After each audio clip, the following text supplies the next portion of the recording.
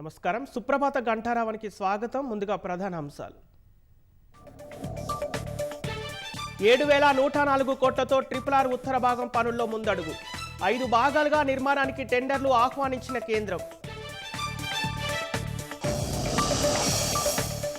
RRR రాష్ట్రానికి game చేంజర్గా మారుతోందన్న సర్కార్. పనులను వేగంగా పూర్తి చేయాలని కేంద్రానికి కోమటిరెడ్డి విజ్ఞప్తి.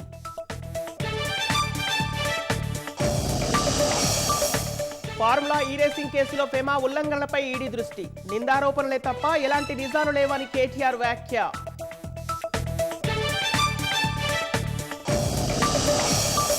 6 నెలల్లో రాష్ట్రానికి వెల్లువలా తరలి వచ్చిన విదేశీ పెట్టుబడులు 33% వృద్ధితో దేశంలో 6వ స్థానం కైవసం.